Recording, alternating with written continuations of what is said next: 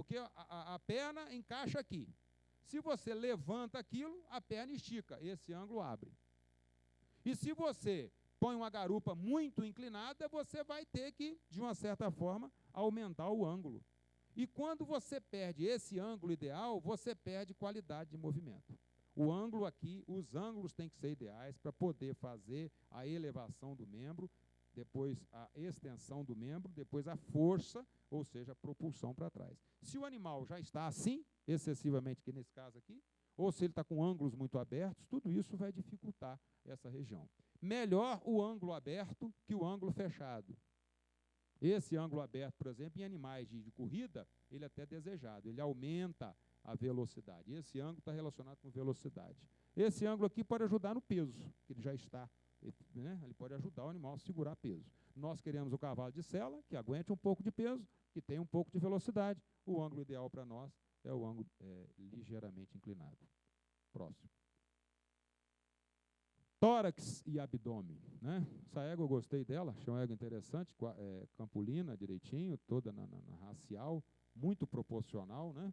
Não sei nem de quem que é, para ir de internet, me perdoe o dono, fala tão bem da égua dele.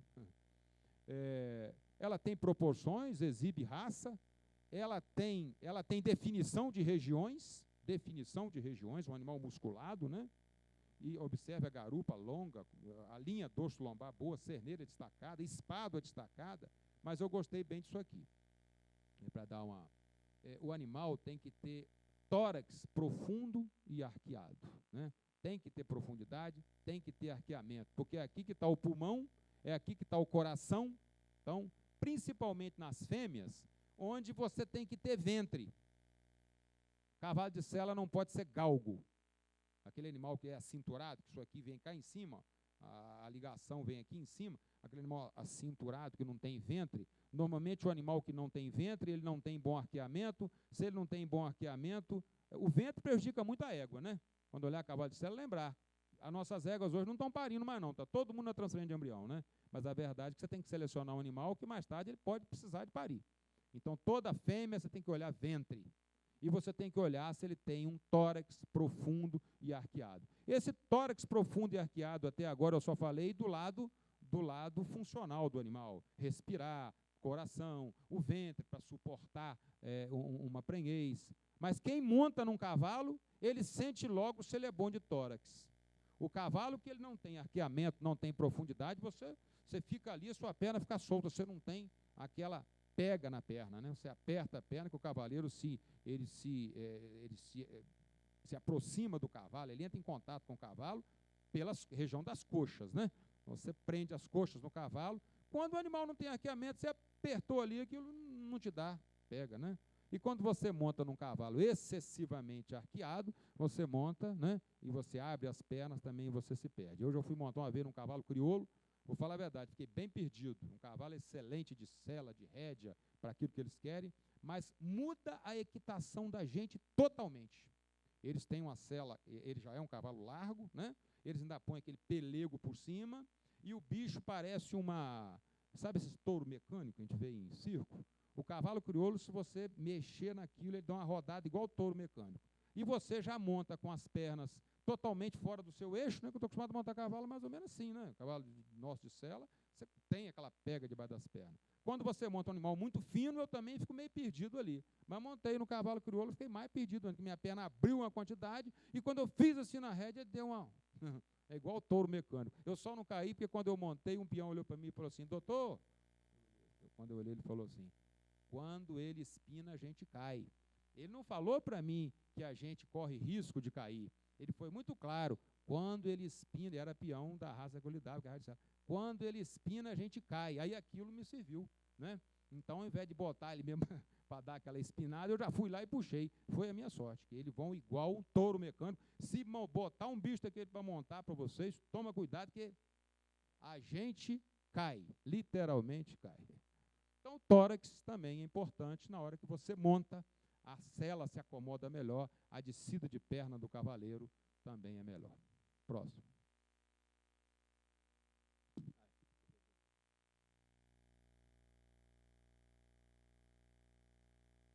Quando você olha cavalo de sela, Você tem que ter uma espádua inclinada, você tem que ter um braço inclinado e daqui para baixo retilíneo até o ângulo das quartelas. Não precisa ficar guardando qual tem que ser esse ângulo, tem que ser inclinado.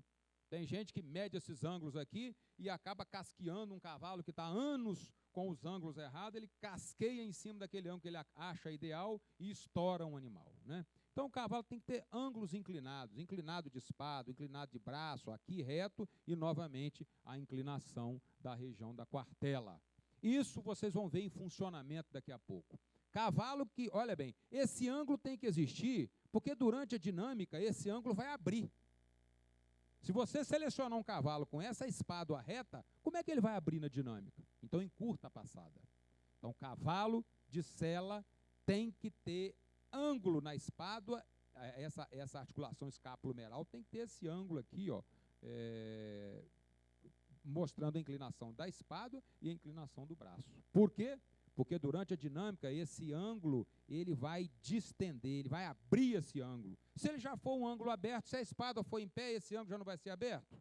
Então, é aquele animal que fica com a mão dura, que não consegue elevar passada curta e tudo mais. Além de tudo, gente, nós trabalhamos com raça que tem que ter comodidade. Se você tiver ângulo, você tem comodidade. Se você tiver coisa retilínea, vai bater no chão duro, né? Quando o animal tem esse amortecimento ali da quartela, amortecimento aqui dessa região, então, tanto auxilia na comodidade, como também na dinâmica do animal. Então, o mais importante disso aqui para mim é vocês botarem na cabeça que tem que selecionar um animal com ângulo de espádua inclinada, ângulo de braço inclinado, uma quartela inclinada, o restante reto. Aqui vale ressaltar para vocês que cavalo, né, ele daqui para cima ele tem músculo, daqui para baixo ele só tem pele, osso e ligamentos, né? Ligamentos e tendões. Muito cuidado com qualquer tipo de ferida nessa região, porque não tem, né? O cavalo, quando qualquer mordida de cachorro, qualquer arame que pega aqui, dá tanta dificuldade. Mas prestar sempre atenção nesses ângulos e lembrar que o cavalo visto por frente tem que ter esses aprumos regulares, de perfil esses aprumos regulares, ele não pode ser aberto de frente, fechado de frente, não pode ter joelho aberto, joelho fechado, ele não pode ser acampado, ele não pode ser debruçado, ele não pode ser ajoelhado nem transcurvo, ele tem que ser aprumos que vocês todos estão acostumados a ver.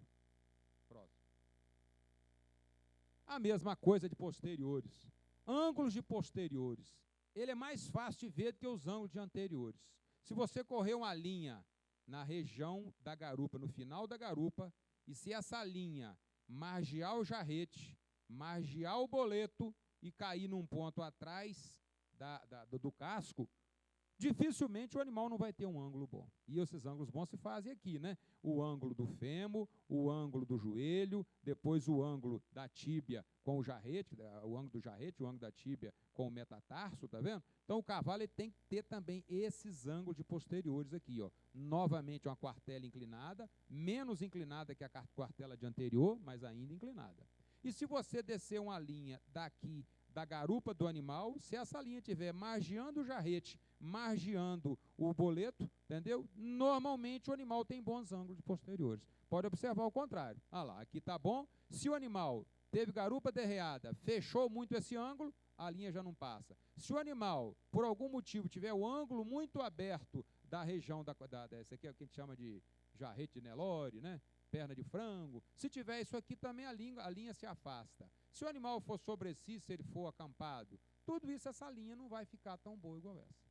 Então, os bons ângulos de posteriores se olham com essa linha de trás aqui, ó. Se o animal, se a linha que desce na região do isquio aqui, na ponta do isquio, ponta da garupa, se ela margear o jarrete, margear o boleto e cair num ponto aqui atrás do casco, normalmente o animal é de bons ângulos. E bons ângulos são relacionados com perfeito flexão e extensão dos membros, que dão uma passada de qualidade. Posterior está mais relacionado com impulsão. Quem é que está mais relacionado com peso? Anteriores. Por isso que o cavalo tem 60% do peso nos anteriores e 40% nos posteriores. Próximo. Então, gente, falar um pouco das flexões e extensões importantes na equitação, que daqui a pouco vai passar um vídeo aí de um animal nessas atitudes para que a gente possa fechar isso aí, o vídeo é bem rápido. Então, observe que a gente tem que ter o animal quando você monta, é lógico que isso aqui Será que isso aqui é a atitude que nós devemos buscar realmente em cavalo de marcha, tão acentuado assim? Pode buscar. Um cavalo de marcha, ele consegue executar a marcha de qualidade com esse grau de engajamento, com essas flexões. Agora, ele pode ter um pouco mais de liberdade.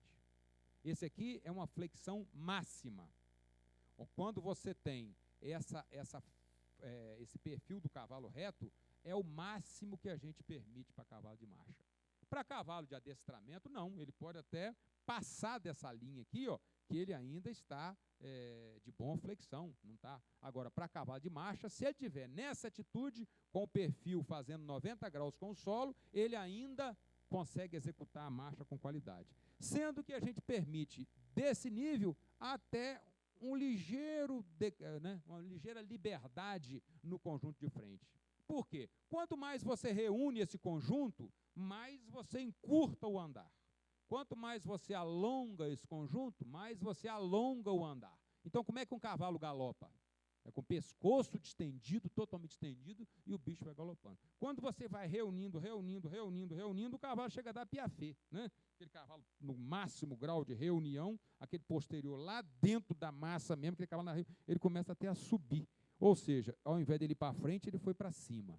Então, para nós, o máximo que se permite é esse perfil fazendo 90 graus com o solo, para cavalo de marcha. Sendo que, tranquilamente, um cavalo que tenha mais liberdade aqui, ó, ele até alonga um pouco mais a passada. Ele não pode distender a nuca. Se ele distendeu a nuca, se a nuca não estiver flexionada, aí automaticamente ele vai abaixar esse pescoço, e conforme ele abaixa esse pescoço, ele pode também, se a nuca, não, olha bem, a nuca esticada, né? A nuca estando esticada, ele abaixando muito, ele pode deslocar o centro de gravidade dele para frente. Então, o cavalo ele tem que ter essa atitude, a flexão cabeça-pescoço. Quando ele está na atitude, a cernelha dele levanta um pouco, porque ele contraiu, né? Ele contraiu toda a coluna aqui, ele desinverteu o pescoço aqui, ele elevou aqui. Então, a cernelha sobe um pouquinho. Vocês vão ver a ação da musculatura abdominal puxando o quadril, então o animal chega a ficar com um engajamento, ele chega a sofrer um abaixamento do quadril aqui. Você vê que a garupa dele ficou um pouco mais angulada, porque a musculatura abdominal puxou, o posterior engajou. Então, essas são as flexões que a gente tem que estar atento no cavalo de sela, de anterior e de posterior. Próximo. Então, está aí, ó, observe, um cavalo que distende a nuca, ele vai aumentar esse ângulo, que é o ângulo, a curvatura ventral da coluna vertebral, vai distender aqui, ó, a tendência, então, é abaixar também a região da coluna vertebral, e automaticamente, o posterior sai da massa. E o contrário, quando o animal flexiona a nuca, tá vendo? Ó? Ele flexiona a nuca, ele aumenta a curvatura dorsal, diminui a curvatura ventral, eleva as costelas, a musculatura abdominal puxa o posterior e o animal entra com o posterior. Próximo. Lembrar que durante o passo, a coluna vertebral faz as suas inflexões. O que é inflexão? É a contração lateral da coluna vertebral. Cada vez que o animal dá um lateral daquele ali, ó, a coluna vertebral vira para o lado dele. E o pescoço automaticamente vira para o outro. Quando você está na marcha, a gente segura mais o pescoço do cavalo, ele não fica balançando a cabeça para lá e para cá, e a coluna vertebral não faz essa oscilação tão proeminente quanto no passo, mas ela faz. Então, o cavalo de marcha tem essa oscilação na coluna vertebral, coisa que o animal de trote não tem. O animal de trote ele bate no solo, sobe, arruma no outro diagonal, a coluna permanece reta. No animal de marcha, existe essa oscilação lateral, não tão evidente conforme no passo, isso aqui é um cavalo no passo, mas existe essa inflexão lateral de coluna, o que exige que nós tenhamos cuidado ao observar a coluna de cavalo. A coluna de cavalo, ela não pode ser lordótica, não pode ser selada, o cavalo não pode ter dorso de peixe, ele não pode ter coluna torta, tá certo? E tem que ser bem musculada para a hora que essas oscilações ocorrerem, a própria coluna já segurar e a garupa segurar também. Próximo. Aqui, o que acontece no membro anterior? Vocês viram aquela angulação normal de espádua, né? No cavalo que estava em estação, a espádua inclinada, o braço inclinado e depois descia. Olha quando o animal está buscando com o membro anterior a rotação da espádua. A espádua o